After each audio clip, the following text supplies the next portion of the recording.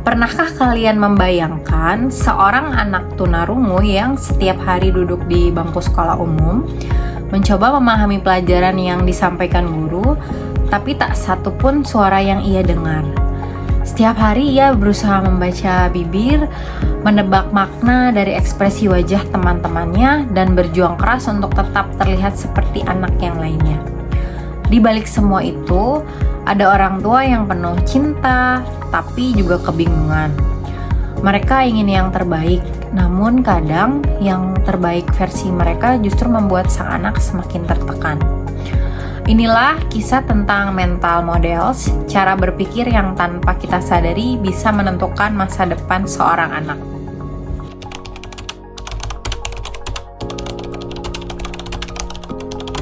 Ada seorang orang tua yang memiliki anak dengan hambatan pendengaran, seorang anak tunarungu. Saat sekolah merekomendasikan agar anak mendapat pendidikan di sekolah inklusi atau sekolah khusus, orang tua menolak. Mereka berkata, "Anak saya nggak perlu sekolah khusus, dia pintar, dia bisa di sekolah biasa." Bagi mereka, sekolah luar biasa identik dengan anak cacat, dan itu memalukan. Mereka ingin anaknya diterima di masyarakat, ingin anaknya terlihat normal. Maka anak pun dipaksa belajar di sekolah umum. Tapi semakin lama, guru kewalahan, anak stres, dan orang tua justru makin kecewa. Lalu di mana sebenarnya akar masalahnya?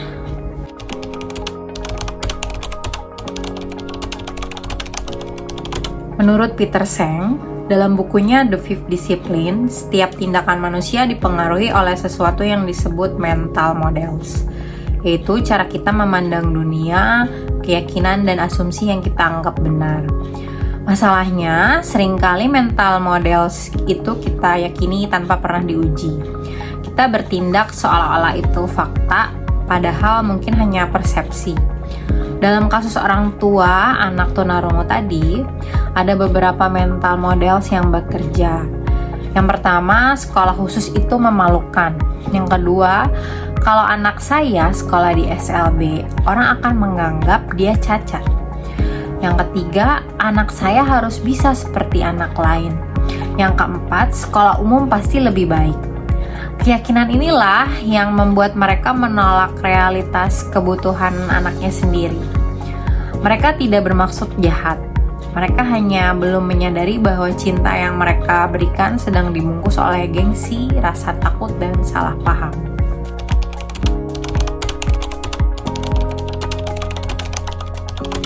Akibat mental models yang keliru, muncullah rantai masalah. Anak dipaksa mengikuti pelajaran tanpa dukungan bahasa isyarat, sekolah kesulitan menyesuaikan metode, dan hasil belajar pun jauh dari optimal. Orang tua merasa kecewa, menyalahkan sekolah, padahal akar masalahnya ada pada pola pikir yang tidak berubah. Peter Senge menyebut kondisi ini sebagai learning disability, yaitu ketidakmampuan untuk belajar dari pengalaman karena terjebak dalam asumsi sendiri. Ketika kita tidak pernah mempertanyakan keyakinan kita, kita mengulangi kesalahan yang sama dengan nama cinta.